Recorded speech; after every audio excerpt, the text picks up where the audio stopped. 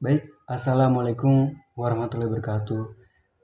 Perkenalkan, nama saya Andre dan akhiran NIM 160 dengan kelompok 2. Saya di sini ingin menjelaskan materi saya, yaitu bab 4. Judulnya itu Activity Based Costing atau ABC. Bab ini membahas sistem penetapan biaya berbasis aktivitas ABC atau sistem penetapan biaya berdasarkan aktivitas. Dalam metode akuntansi, biaya yang digunakan untuk menghitung biaya produk atau jasa dengan cara menelusuri semua aktivitas yang mengonsumsi sumber daya atau biaya dalam proses produksi atau layanan. Berbeda dengan sistem biaya tradisional yang hanya menggunakan dasar satuan produksi seperti jam kerja langsung atau jam mesin. Sistem ABC mengalokasikan biaya berdasarkan aktivitas nyata yang dilakukan dan seberapa banyak aktivitas itu digunakan oleh setiap produk. Baik, kita masuk di pokok pembahasan, yaitu 4.1. Judulnya itu Unit Level Product Costing adalah sistem penetapan biaya tradisional yang hanya mengasumsikan biaya overhead bervariasi langsung dengan volume produksi atau tingkat unit seperti jam kerja atau jam mesin. Sistem ini mengalokasikan overhead menggunakan tarif yang ditentukan di muka berdasarkan estimasi karena biaya aktual baru diketahui di akhir periode. Pendekatan ini adalah yang paling sederhana, namun memiliki resiko distorsi signifikan jika overhead pabrik didominasi oleh biaya non-unit. Materi kedua yaitu 4.11 tentang pembebanan tarif overhead seluruh pabrik. Tarif overhead seluruh pabrik adalah tarif alokasi tunggal yang digunakan di seluruh fasilitas. Dihitung dengan membagi total overhead yang dianggarkan dengan total basis aktivitas tingkat unik yang dianggarkan.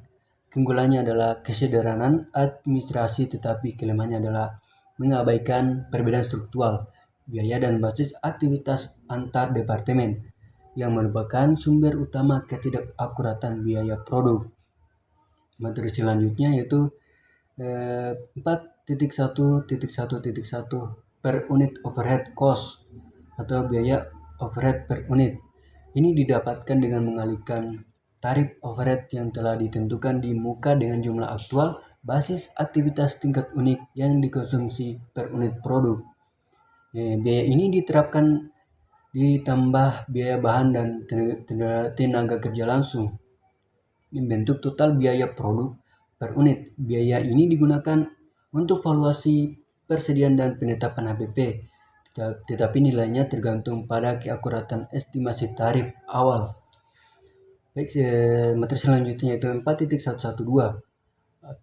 yaitu under variance overhead adalah selisih antar overhead yang diterapkan berdasarkan tarif dan yang aktual terjadi. Kurang dibebankan, terjadi overhead diterapkan lebih kecil dari aktual yang menambahkan biaya produk. Lebih dibebankan terjadi ketika diterapkan lebih besar dari aktual. Varians ini muncul dari perbedaan volume dan harga antara anggaran dan realisasi aktual. Materi selanjutnya itu 4.12 yaitu disposisi variance overhead. Disposisi variance overhead adalah proses akuntansi akhir periode untuk menghilangkan saldo variance. Prosedur yang dipilih bergantung pada materialitas, memastikan bahwa total biaya untuk mencerminkan biaya overhead aktual seakurat mungkin. Baik, materi selanjutnya itu 4.121 yaitu dialokasikan ke harga pokok penjualan. Metode ini digunakan ketika varians tidak material. Seluruh varians ditutup langsung ke harga pokok penjualan atau HPP. Metode ini sederhana dan praktis, berdasarkan pada asumsi bahwa sebagian besar overhead yang salah dialokasikan sudah terkait dengan barang yang terjual. Metode selanjutnya itu 4.122 tentang alokasi ke akun produksi.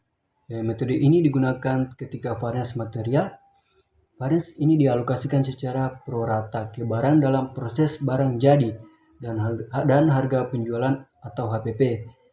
Biasanya berdasarkan saldo overhead yang yang diterapkan di setiap tahun. Tujuannya di sini adalah untuk menyesuaikan nilai persediaan dan HPP agar mencerminkan biaya aktual secara adil.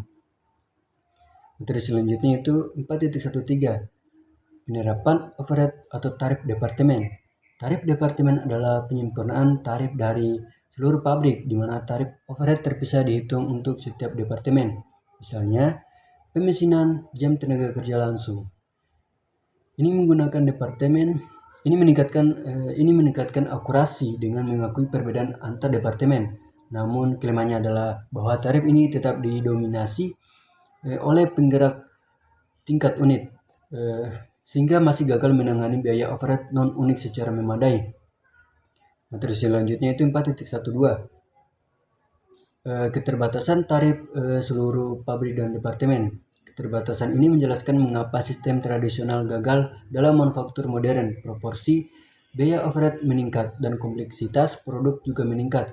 Kegagalan ini sistem berbasis unit disebabkan oleh dua faktor.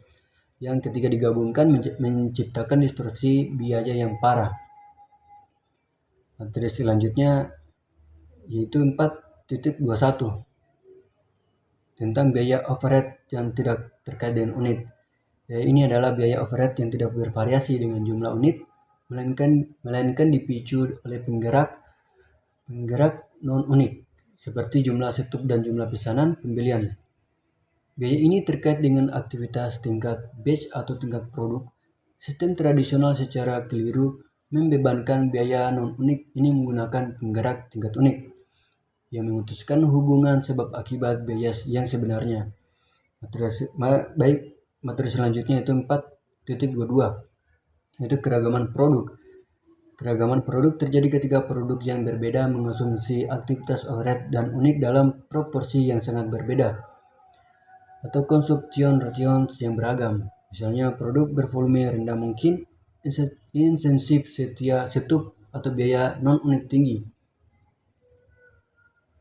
Tetapi produk bervolume tinggi mungkin tidak.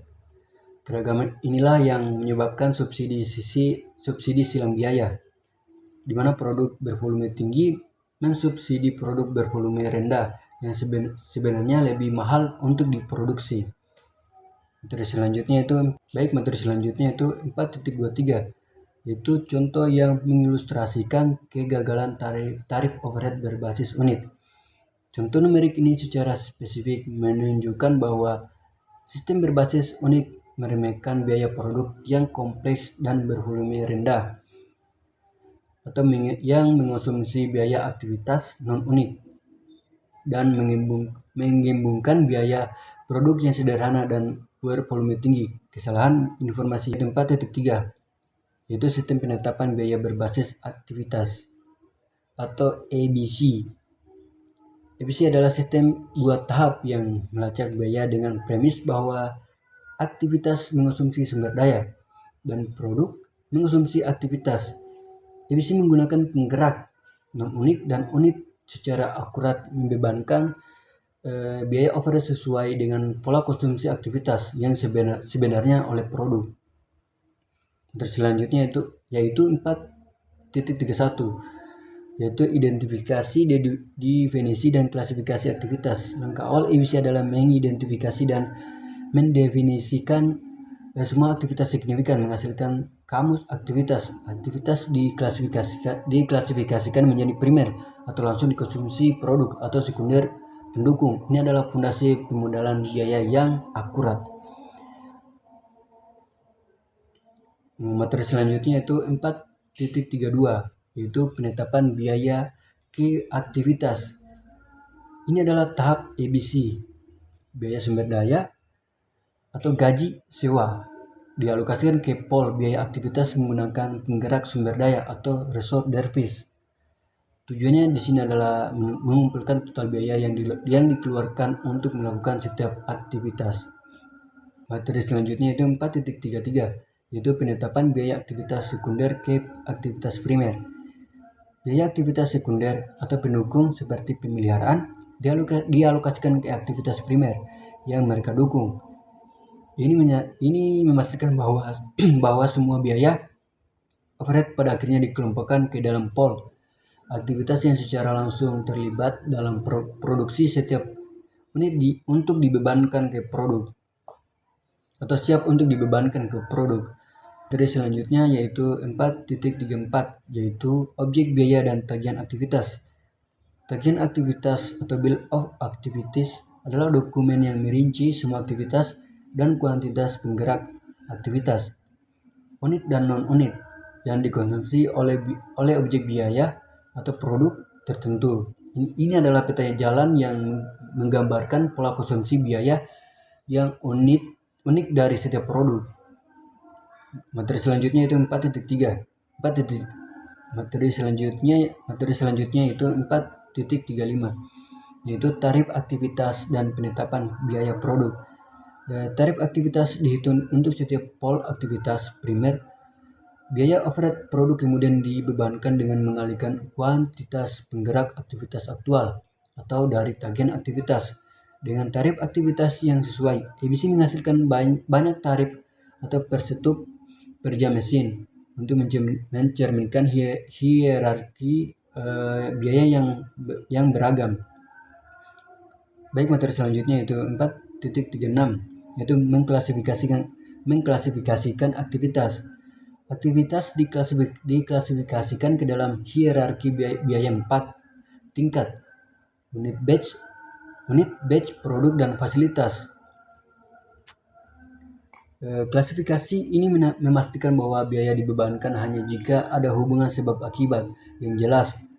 Biaya tingkat fasilitas, misalnya keamanan, biasanya dikeluarkan dari biaya produk.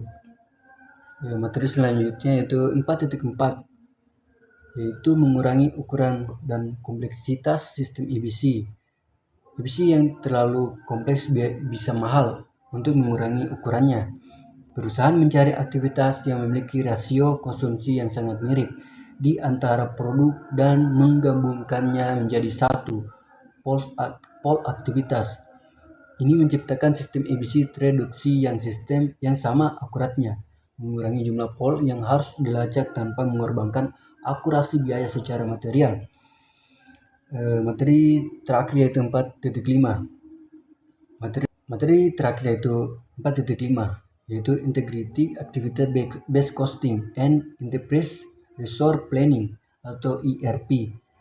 Integrasi EBC dan ERP umumnya bersifat parsial. ERP menyediakan data transaksi operasional yang cepat dan berorientasi unit, sementara EBC membutuhkan data aktivitas dan unit yang lebih kompleks. Data diekstrak dari ERP diproses dalam sistem pemodelan EBC terpisah, dan kemudian hasil biaya strategis diumpankan balikan. Ini memungkinkan ERP mempertahankan efisiensi operasional harian, sementara EBC menyediakan wawasan biaya yang akurat untuk manajemen strategis. Baik, itu saja materi yang ingin saya sampaikan. Jika ada kesalahan kata, mohon dimaafkan. Terima kasih.